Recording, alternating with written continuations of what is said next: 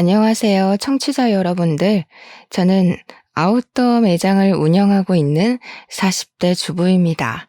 저에게 일어난 모종의 사건을 어딘가에 재미나게 풀어내고 싶어서 이렇게 사연을 올려보게 되었습니다. 친구들에게 이야기를 하자니 제 얼굴에 침을 뱉는 격이라 익명의 힘을 빌려서 용기를 내봅니다.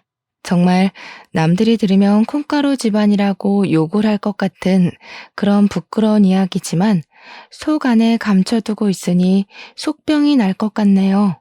제가 이런 사연을 올려버리게 결심하게 만들어준 우리 원수 같은 시모.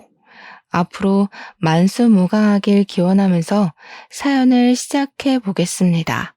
저는 결혼 전부터 일찌감치 옷 매장에서 일을 했고 나이 29살에 능력을 인정받아서 본사 직영점 매니저로 승진을 하게 되었습니다. 일단 30이 되지 않은 나이에 대리점도 아니고 본사 직영점의 관리를 맡는다는 것은 무척이나 이례적인 일이기도 했죠. 보통 다른 직영점 매니저분들이 50대라는 걸 감안하면 제가 어린 나이에도 윗분들의 눈에 들었다는 것이니까요. 그도 그럴 게 꽤 위치도 좋은 아울렛 매장이었는데 매출이 다른 지점에 비해 월등히 높았거든요. 그만큼 제가 고객 관리도 잘하고 언변이 좋아서 매장 운영을 잘했다는 뜻이겠죠. 그래서 능력을 인정받았고 직영점 매니저 자리를 꿰찰 수 있게 되었습니다.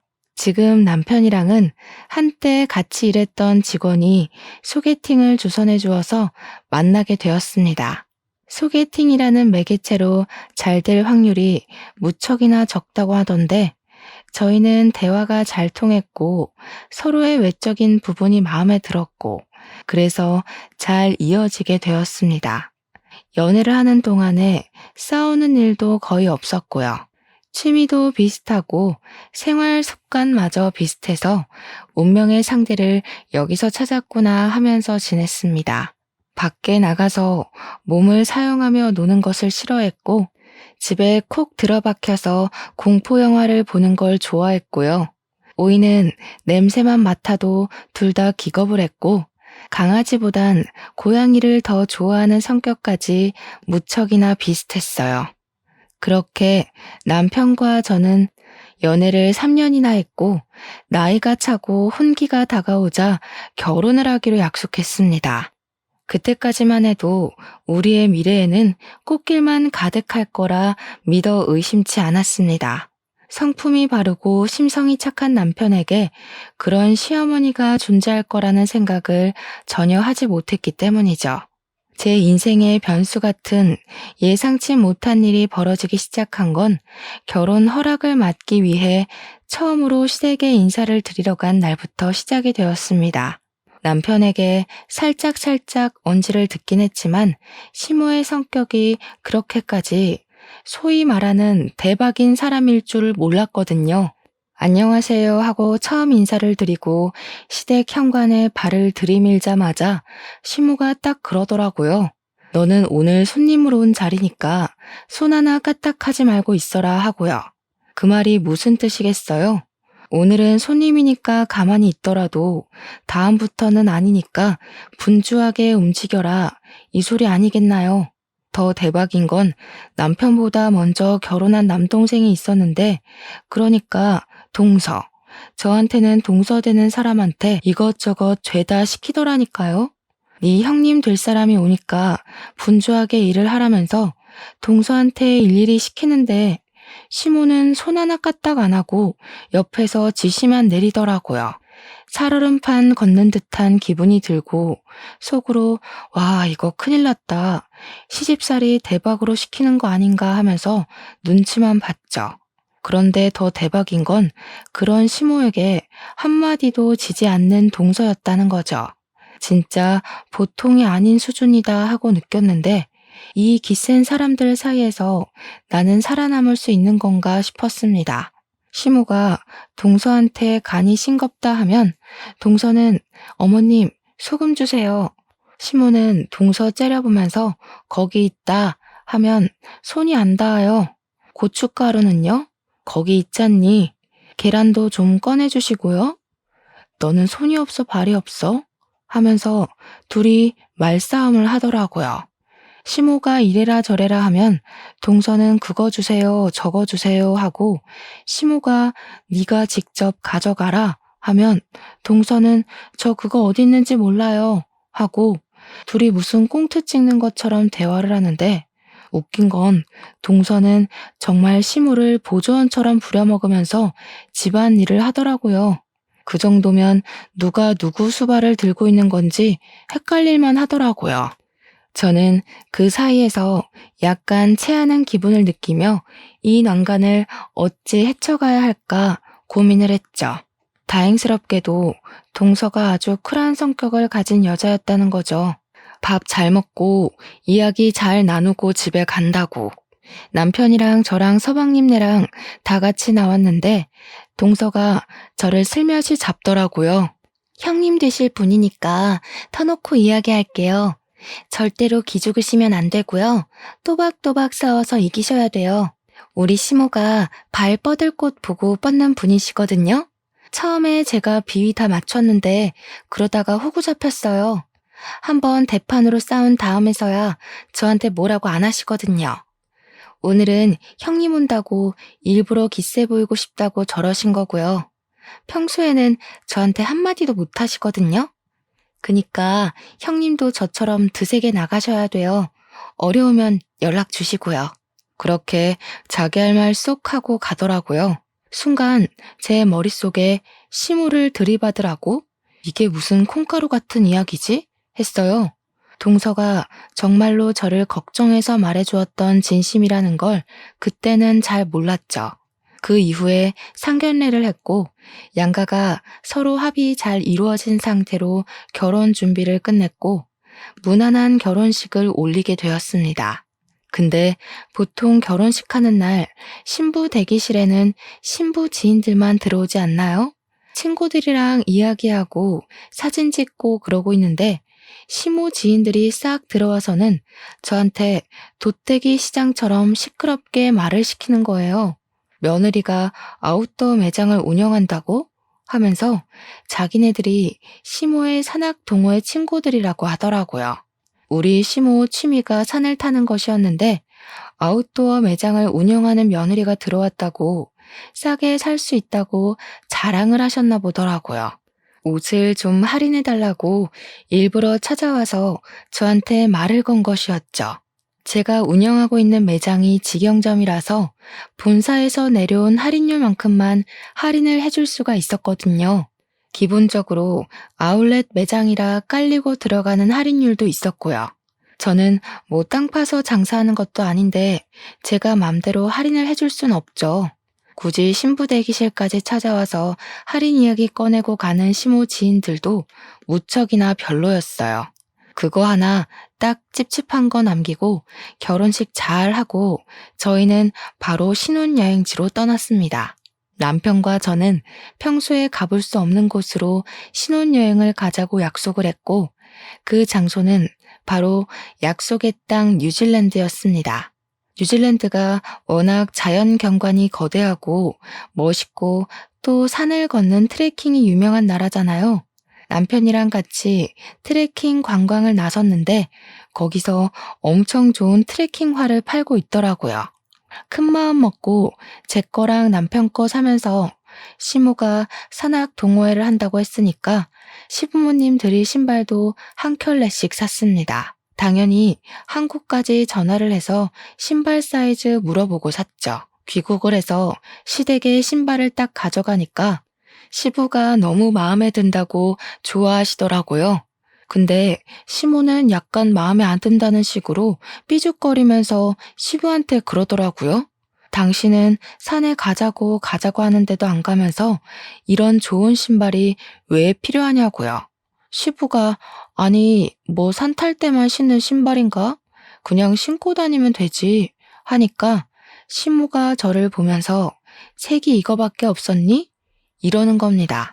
아웃도어 매장 한다는 애가 신발색을 이런 갈색으로 골라오면 어떡하냐고 등산화 화려한 게 요즘 유행인 거 몰라서 그러냐고 하는 거예요.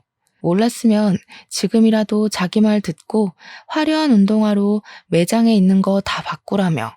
핑크색, 노란색 이런 거 없었냐고. 계속 갈색이 뭐야 갈색이 하시더라고요. 그래서 제가 뭐 대충 대꾸했죠. 갈색이어야 더러워져도 별로 티가 안 나죠 하면서요. 산 한 번 타면 신발이 얼마나 더러워지는데 노란색, 핑크색 타령을 하고 있나 싶었습니다. 그러더니 신발을 한번 신어보더니 너무 꽉 맞는 거 아니냐고 한 사이즈 더 큰 걸로 사오지 그랬냐고 타박을 하시대요. 사왔는데도 구시렁거릴 일인가 싶었습니다. 그것도 뉴질랜드에서 사온 거라 교환이나 환불이 될 리도 없는데 참. 근데 그 순간 갑자기 동서의 말이 생각나더라고요. 따박따박 말대꾸를 하라고 했던 거요. 그래서 시모한테 웃으면서 이야기를 건넸죠. 마음에 안 드시는 거냐고요. 그러니까 시모가 냉큼 좋기는 한데 너네 매장에도 좋은 거 있지 않니? 핑크색. 이러시대요. 느낌이 딱 오더라고요. 이 신발도 가지고 매장에 들어온 새 신발 하나 더 챙기려는 속셈이구나 싶었던 거죠. 그래서 저는 눈치 없는 애처럼 그 신발 마음에 안 드시면 그냥 저 달라고 했어요. 제가 2개 신겠다고요. 그러고는 셀쭉하게 말했죠. 선물을 해드려봤자 불평만 하시니까 다음부터는 챙기지 말아야겠다 하고요. 시모가 저한테 뭘 그렇게까지 이야기를 하냐고 우리 매장에 있는 신발 하나 더 얹어주면 되는 거 아니냐고 하더라고요. 그래서 매장에 있는 신발 5% 할인해드리겠다고 하니까 가족끼리 신발 하나 못 주냐고 구시렁구시렁. 신발 이미 사드렸구만 뭘 그렇게 욕심을 내는지 참.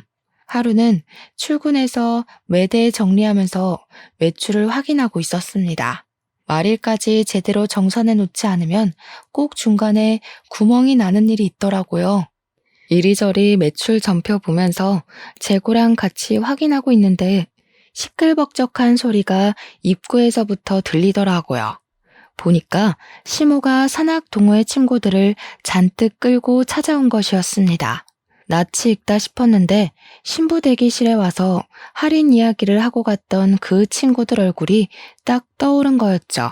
저한테 매장 구경 좀 하러 왔어 하더니 바람막이 입어보고 획 던지고 모자 써보고 뒤집어서 놓고 신발까지 신어보고 난리를 치더라고요. 우리 직원의 눈빛이 와 저거 언제 치우지? 하는 눈빛이던데 제가 다 민망하더라고요. 그러더니 다들 양말 한 켤레씩 들고 와서는 등산 양말 사러 온 거라고 할인을 팍팍 넣어달래요. 고작 5,000원짜리 양말 사면서 할인은 무슨 할인인가요? 시모가 저를 쓱 보더니 원래 양말 같은 건 사은품으로 나가는 거 있지 않냐고 그거나 좀 달래요. 6명이 거 3만원어치 사가면서 사은품 달라고 말하는 게 양심적으로 가능한 일인가요? 그래서 제가 어머님 양말 사은품은 20만 원 이상 구매하셨을 때 나가는 거라 양말 6켤레 산 걸로는 턱도 없어요 하면서 웃었어요. 일부러 하하호호 웃으면서 이야기하니까 시모도 민망했는지 가족끼리 빡빡하게 군다고 그냥 속갯말 삼키대요. 저도 땅 파서 장사하는 거 아니잖아요 하면서 시모 친구들 보면서 이해하시죠? 가격이 맞아야. 이러니까 시모 친구들도 민망했나 봐요. 저한테 나중에 우리가 와서 제대로 팔아줄게 하면서 어색한 얼굴을 하고 돌아가시더라고요. 여기서 끝날 줄 알았던 우리 시모의 진상짓은 지금부터 시작이었습니다. 제가 하루 종일 매장을 지키고 있는 건 아니었거든요. 본사에 회의를 하러 가야 할 때도 있고 쉬는 날도 존재하니까요. 일이 좀 있어서 이틀 연속으로 매장에 출근을 하지 못했는데 제가 출근을 하니까 직원이 저한테 쪼르르 달려오더니 곤란한 듯 말을 하더라고요. 무슨 일 있었냐고 진상 손님 왔었냐고 물어봤더니 반품이 들어왔는데 제 가족분인 것 같다고 조심스럽게 이야기를 하는 거예요. 내가 누구? 하고 물어보니까 시어머니요 하면서 이야기를 하는데 제가 없을 때 왔다 간 건가 싶더라고요. 직원이 저한테 제가 없을 때 와서 바람막이를 하나 사갔다가 다음날 바로 반품을 했는데 택은 그대로 있지만 옷이 너무 더럽다는 겁니다. 순간 그게 무슨 소리인가 싶어서 옷 상태를 보려고 반품 들어온 물건을 확인하는데 옷이 진짜 새 옷이 아니었어요. 옷을 사가서 바로 입고 등산을 갔다가 그대로 환불이라도 한 건지 옷에서 땀 냄새가 나는 거예요. 그래서 직원한테 설마 이거 취소해줬냐고 물어보니까 직원이 난처하다는 얼굴로 자기가 매니저 시어머니라고 박박 우기면서 제가 해주라고 했다고 했대요. 그러면서 어떡해요? 저 실수한 거예요? 하는데 직원이 무슨 잘못이 있겠어요? 아니라고 괜찮다고 하고 곧 제가 떠안게 됐죠. 퇴근하자마자 옷을 들고 시댁에 가서 시모한테 획 던졌어요. 이게 뭐냐고 모른 척하면서 묻길래 뭐긴 뭐냐고 우리 옷 사가서 입고 반품하셨다면서요? 하면서 일부러 큰 소리로 이야기를 했습니다.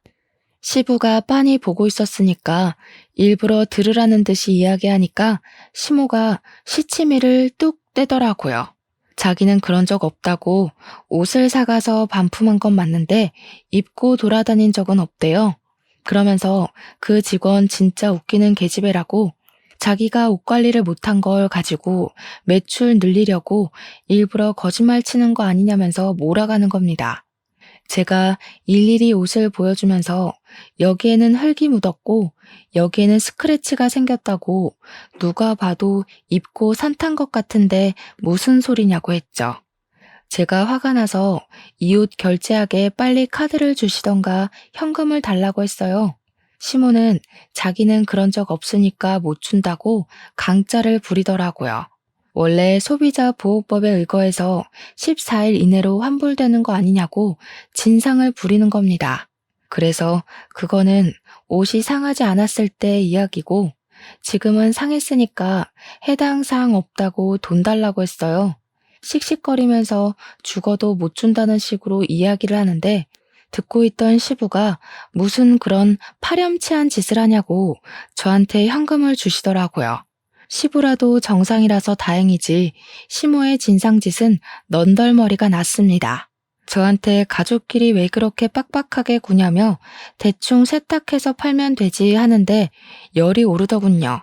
그러고 한동안 조용한 것 같더니 한 달 뒤에 제가 쉬는 날 우리 시모가 와서 옷을 또 사가지고 가서는 반품을 했대요. 직원한테 이번에도 옷이 더럽냐고 물어보니까 그건 아닌데 하면서 말꼬리를 흐리더라고요. 무슨 일이냐 하니까 옷을 30만원치를 사가서 바로 반품을 하긴 했는데 사은품으로 증정되는 등산 모자랑 양말은 쏙 빼놓고 환불했다는 겁니다. 그거는 사은품이니까 자기 거 아니냐고 사은품까지 반납을 해야 하는 거냐 어차피 증정품 아니냐 하면서 안 주더래요. 양말하고 모자는 이미 자기가 신었으니까 그냥 자기가 갖겠다고 하면서 매니저 시어머니야 했다는 겁니다. 당연히 그 말을 듣는데 제가 열이 받지 않겠습니까? 또 시댁으로 찾아갔죠. 신모가 보자마자 이번에는 안 입고 반품했다고 당당하게 말하길래 사은품은 왜 챙겨가서 돌려주지 않냐고 했습니다. 사은품이요. 저희도 공짜로 나눠주는 거 아니고요. 매장에서 돈 주고 사서 고객들한테 감사한 마음에 드리는 거예요. 근데 어머님께서 그렇게 쏠랑 사은품만 챙겨가시면 다른 고객님 한 분은 그 사은품을 받을 수가 없잖아요. 우리가 땅 파서 장사하는 거 아니라고 몇 번을 말씀드려요? 저희 매장에 찾아오지 마세요. 어머님한테는 저 더 이상 물건 안 팔겠습니다. 우리 직원한테도 말해놨으니까 다음에 또 오시면 경찰 부르던가 할 거예요. 아시겠어요? 그렇게 이야기를 하니까 시모가 저한테 씩씩거리면서 너 내가 무서운 줄 모르고 막 나가는구나 하는 겁니다. 저도 참지 않고 버럭하면서 이야기를 했죠. 무섭긴 누가 무섭냐고요. 시모가 갑인 줄 알고 그러냐고. 나한테 무서운 건 우리 회사 사장님 말고 없다고. 이러다가 내가 잘리게 생겼는데 뭐가 어쩌고 어째요? 하면서요. 일부러 시모 자존심 상하라고 내가 시모 아들보다 돈 더 많이 번다고 고작 중소기업 과장이 나보다 더 능력이 있겠냐, 뭐가 있겠냐고요, 했죠. 시모도 지지 않고 저한테 지금 우리 아들 무시하냐고 소리를 지르길래 시모가 잘하면 내가 무시할 일이 뭐가 있겠냐고 맞받아쳤어요. 시모가 나한테 잘하면 나도 당연히 시모 아들한테 잘하지 않겠냐고 하니까 입만 삐죽이고 아무 말도 못하더라고요.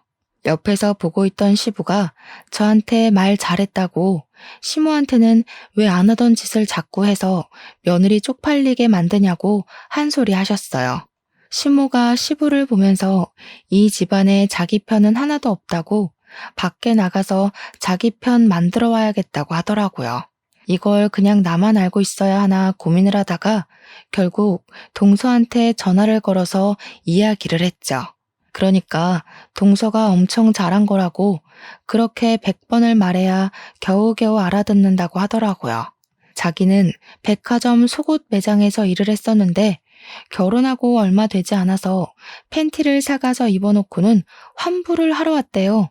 동서가 입던 팬티는 환불 안 된다고 고래고래 소리치면서 이야기를 했더니 그제야 쪽팔린 줄 알고 돌아갔다고 했대요.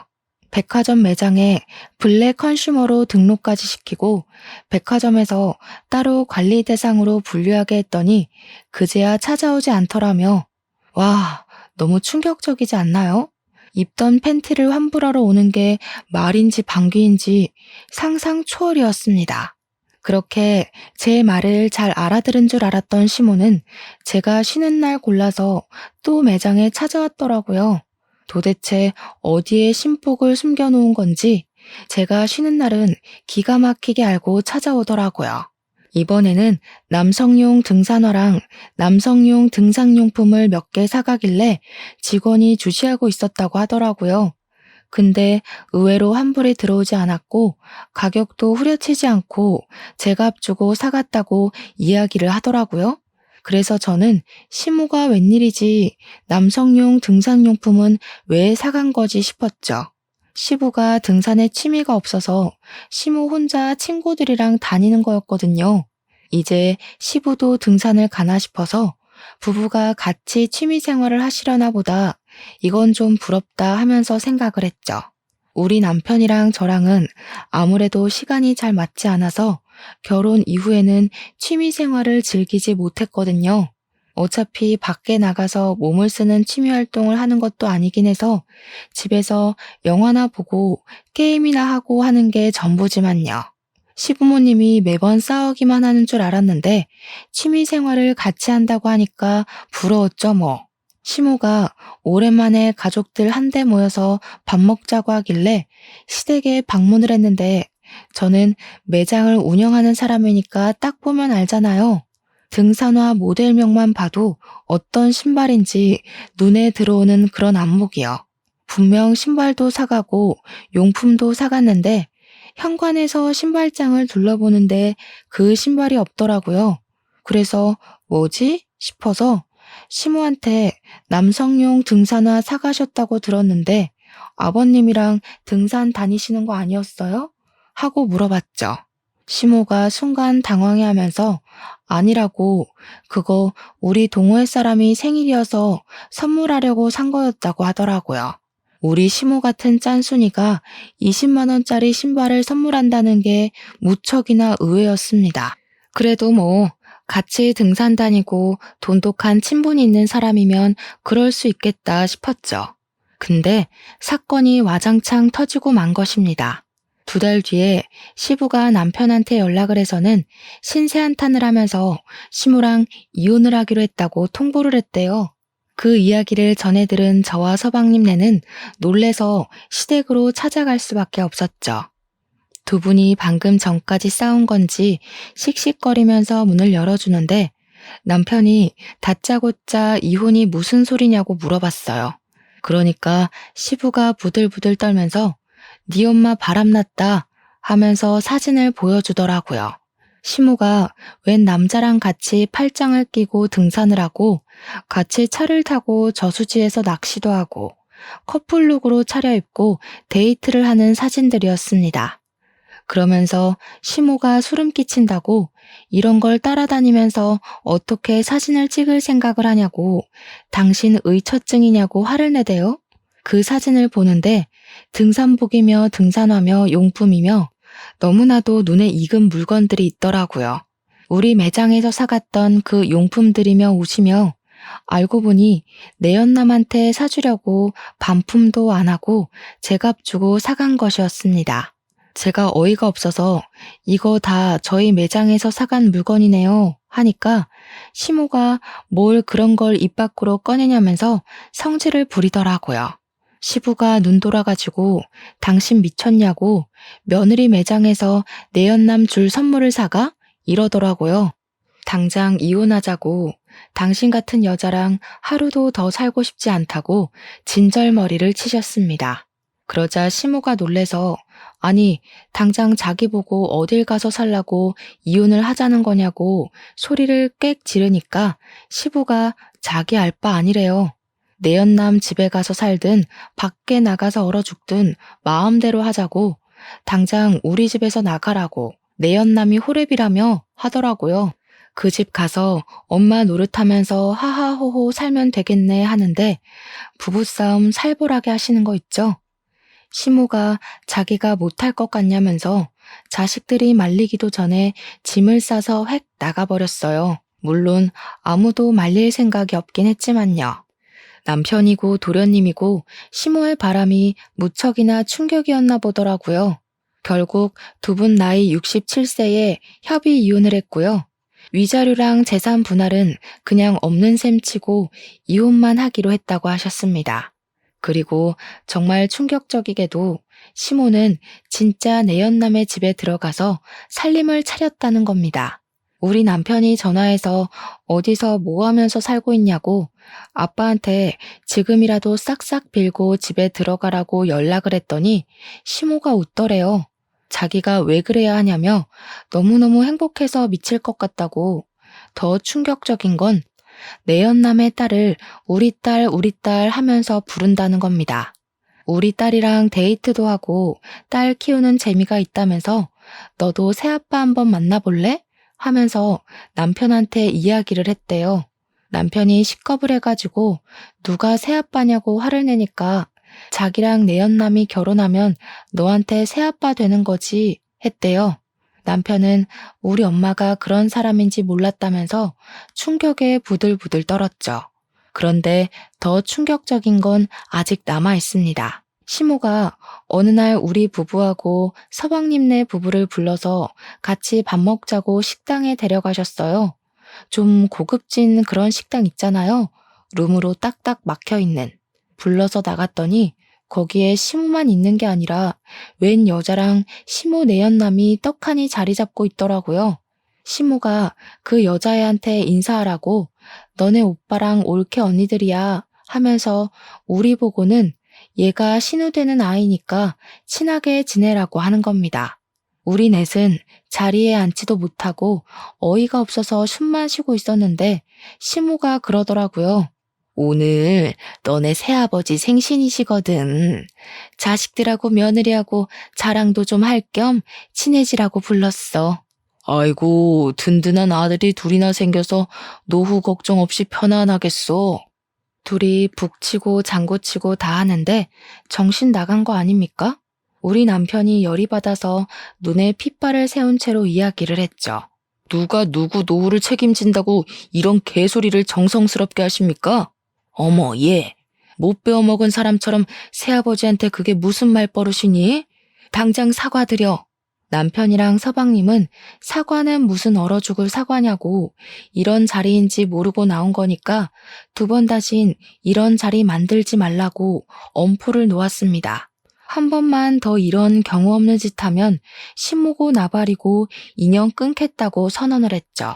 뒤돌아서 나오는데 시모가 막 뛰어나오더라고요.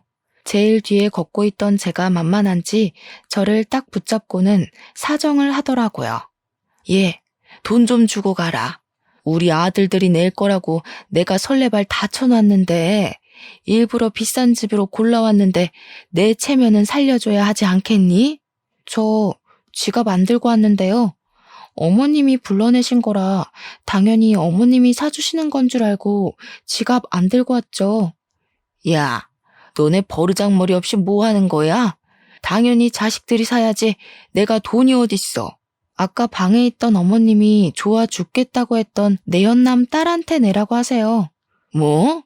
내연남 딸? 너한테는 시누이야. 어머, 저한테 왜 시누이예요? 우리 남편이랑 저 여자랑은 가족이 아닌데요. 그러고는 재빨리 식당을 빠져나왔습니다.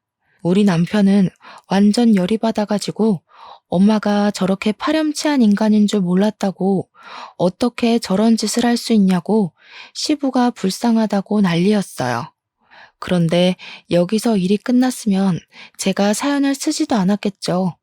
더 파렴치한 일은 그 뒤에 벌어지게 되었습니다. 제가 글쎄 생각지도 못했던 갑상선암에 걸리게 된 것입니다. 임신을 준비하던 도중 수치가 이상하다는 종합검진 결과에 놀라서 큰 병원을 찾아가니 갑상선암이라고 하더라고요. 물론 완치율도 높고 다른 사람들보다 훨씬 더 빠르게 발견을 하게 되어서 수술만 하면 괜찮을 거라고 하더라고요. 평생 약을 달고 살아야 해서 한동안 임신 계획은 가지면 안 된다고 했지만 그 이외에는 아무 문제도 없을 거라고 저를 안심시켜 주었습니다. 의사의 조언에 따라서 수술 날짜까지 빠르게 잡고 났는데 그래도 제가 암이라는 사실은 변하지가 않잖아요. 남편과 저는 한동안 마음을 추스르느라 바빴습니다.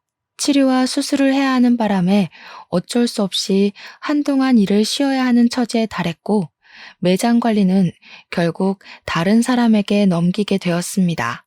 본사에서는 수술 이후 경과가 좋아지면 다른 매장을 주겠다고 했지만 제 첫 매장이다 보니 애착이 가는 건 어쩔 수 없었어요.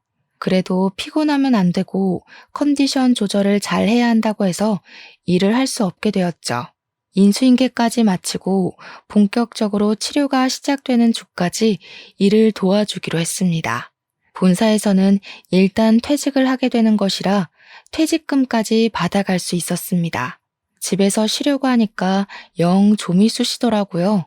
그런 와중에 무슨 일 때문에 매장을 방문했는지 모르겠지만 시모가 또 그 매장에 방문을 했나 보더라고요. 직원에게 연락이 왔는데 당당하게 들어가서 내가 여기 매니저 시어머니인데 했다는 겁니다. 그런데 매니저가 변경이 되었잖아요? 새로 들어온 매니저가 저는 시어머니가 없는데요? 한 거죠. 시모가 놀래서 우리 며느리 어디 갔냐고 하니 직원이 모르셨냐고 몸이 안 좋아서 퇴직을 하셨다고 이야기를 한 겁니다.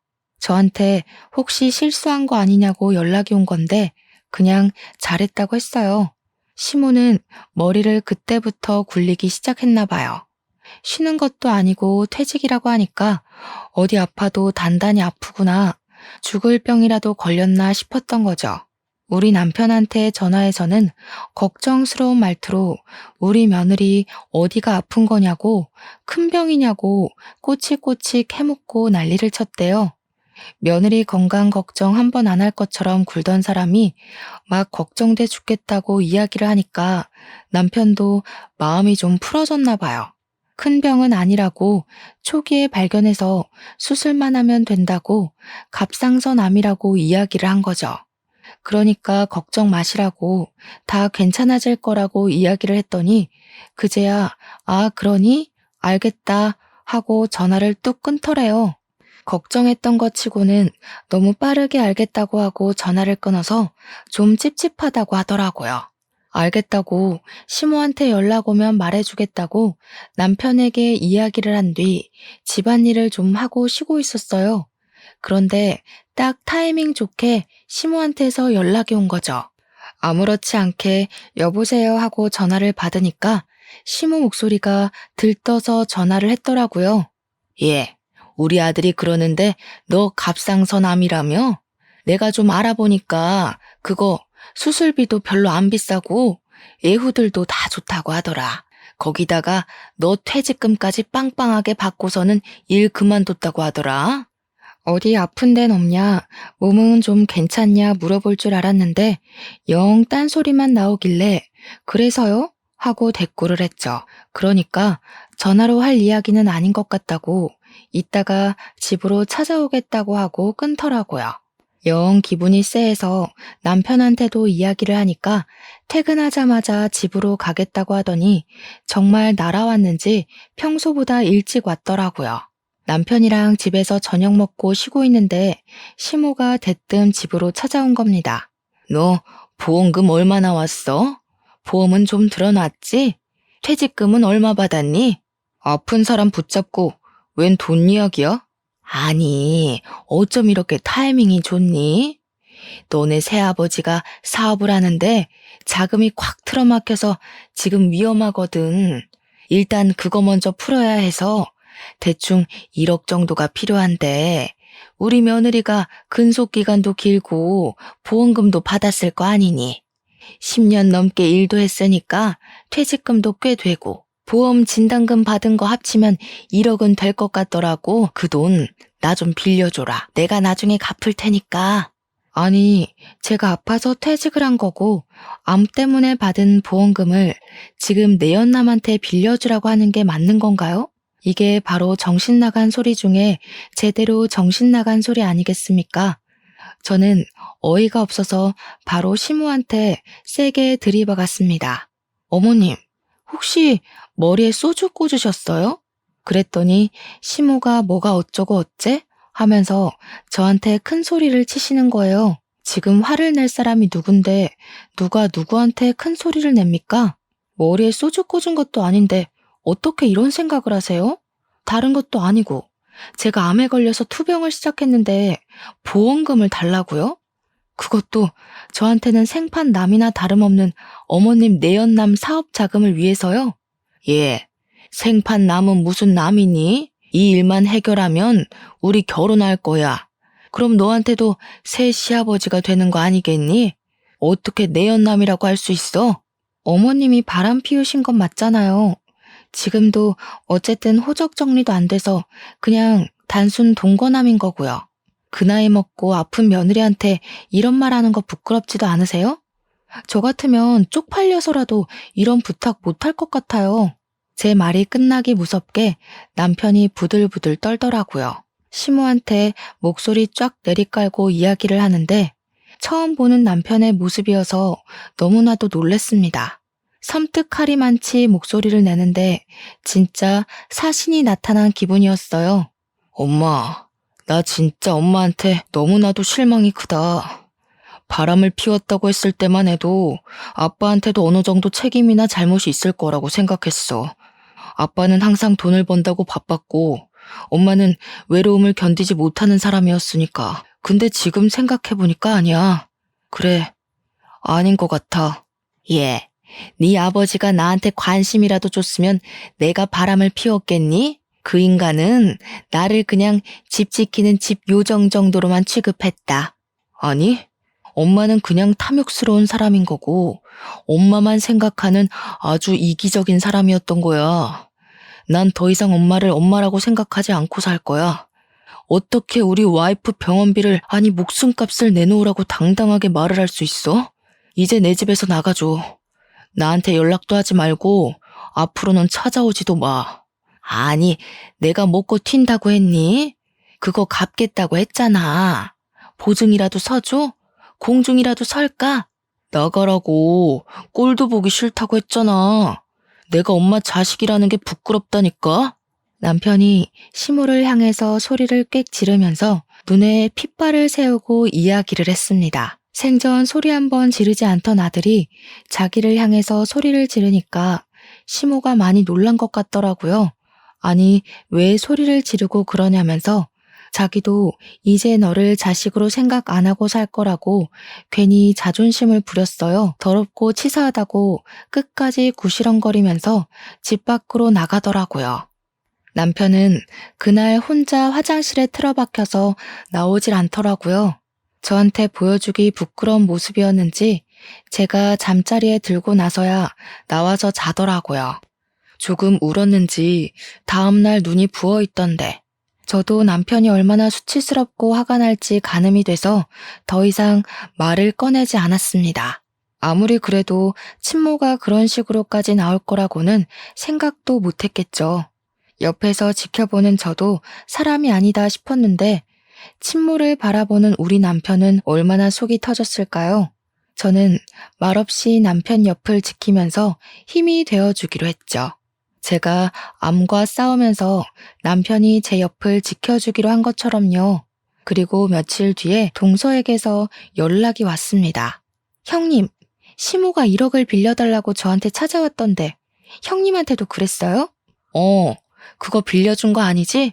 어쩜 그 부탁을 동서한테까지 찾아가서 했대? 형님, 저희가 여윳돈 1억이 어디 있겠어요. 저한테 뭐라는 줄 아세요? 형님 암보험금이랑 퇴직금 달라고 했더니 인연을 끊자고 했다면서 형님이랑 아주버님이랑 아주 쌍으로 못된 것들이라고 당당하게 이야기를 하시더라고요. 남편이랑 저랑 그 소리 듣고 정신 나간 거 아니냐고, 남편이 노망났냐고 썩 꺼지라고 했지 뭐예요? 우리 남편은 앞으로 얼굴 안 보고 살 거라고 연락도 하지 말고 찾아오지도 말라고 했어. 동선에는 우리도 똑같아요. 이미 아주버님이 남편한테 미리 이야기를 했었나 봐요. 돈 빌려달라고 찾아오면 집에 들이지도 말고 쫓아내라고요. 우리 남편이 아주버님 말이라면 껌뻑 죽잖아요. 집에 들어오지도 못하고 쫓겨나셨어요. 저는 동서한테 그래 다행이다, 잘했어 하고 칭찬을 해줬습니다. 우리 부부는 시모를 없는 사람이다 생각하고 지내기로 했다고 동선에도 그렇게 하라고 전했죠. 그러니까 동서가 마지막으로 딱 그 말을 하대요. 사람이 욕심부리고 이기적으로 굴면서 자기 생각만 하고 살 때 알아봤어야 했다고요. 그렇게 통화를 마무리하고 나서 저도 마음을 완벽하게 비웠습니다. 그 뒤로 한동안 조용했던 일상을 보내고 수술을 받고 회복을 하던 와중이었습니다. 수술 후 2개월이 지나기도 했고 오랜만에 시부한테 반찬이나 가져다 드리려고 보자기에 반찬통을 싸서 시댁에 찾아갔어요. 그런데 시댁 문간 앞에서 시모가 울고불고 그러고 있더라고요. 문은 꽉 닫혀 있고. 시모가 저를 쓱 보더니 퉁퉁 부은 눈으로 반찬 싸들고 온 거냐고 잘 됐다고 문 좀 열어보라고 하더라고요. 제가 미쳤다고 시부가 닫아둔 문을 열겠습니까? 바로 경찰을 불렀습니다. 경찰차가 요란한 소리를 내면서 찾아왔고 시모는 저한테 네가 부른 거냐고 사색이 되어서 묻더라고요. 집 앞에 경찰차가 오고 소란스러워지니 그제야 시부가 문을 열어줬어요. 저한테 경찰 부른 거야? 하길래 네 했더니 시부가 잘했다고 칭찬을 해주셨습니다. 고 경찰 양반, 저 망할 옆에 내가 남의 집에 주거 침입하려고 했으니 잡아가시오. 아니 여보, 남의 집이라니 어떻게 이 집이 남의 집이야? 우리 집이지. 오호, 이혼을 했으면 남이지. 그 동거남은 어쩌고 여기 와서 같이 살자고 한 번만 봐달라며 울고불고 빌어? 경찰분들 수고 많으십니다. 저 옆에 내 당장 데려가서 가둬버리쇼. 경찰은 이미 신고가 들어왔고 주거 침입이라는 명분이 있어서 어쩔 수 없다며 시모를 끌고 가셨습니다. 저는 시부한테 반찬을 잘 전해드리고 집으로 돌아왔고 그날 저녁 시부에게서 연락이 왔어요. 경찰이 조사를 끝냈다고 시부한테 연락을 주면서 사건의 전말을 알게 되었습니다. 시모는 결국 1억을 구하지 못했고 내연남은 시모한테 온갖 난리를 떨면서 쫓아냈다고 하더라고요. 알고 보니 내연남도 1억을 구해다 주겠다는 시모의 말에 속아서 같이 동거를 했던 거라고 하더군요. 내연남이 시모한테 그 돈 때문에 7살이나 많은 늙은 아줌마랑 동거까지 한 건데 그 돈 못 구해와서 길바닥에 내앉게 생겼다고 했대요. 시모가 돈이 있어 뭐가 있어요? 시부한테 원룸이라도 얻어달라고 사정사정을 했다는데 시부가 그것도 거절했대요. 나중에 듣기로는 뭐 지방에 있는 친척네 집으로 갔다는 것 같은데 별로 궁금하지 않더라고요. 시부도 그렇고 우리 남편도 서방님도 강다니는 사람이라서 일이 확실하게 해결됐지. 아니었으면 시모가 누울 자리 보고 뻗었겠죠. 저는 암 수술은 무사히 완벽하게 제거되었고 의사 선생님이 경과가 좋아서 2, 3년 지나면 임신 계획을 세워도 좋을 거라 했습니다. 남편과 저는 하루빨리 이세를 만들고 싶어서 시간이 흐르기만 기다리고 있어요. 우리 가족에게 새 생명이 찾아와 더욱더 화목해지길 기대해 봅니다. 제 이야기를 여기서 마치도록 할게요. 오늘도 고생하셨고 수고하셨고 또 좋은 하루 보내세요.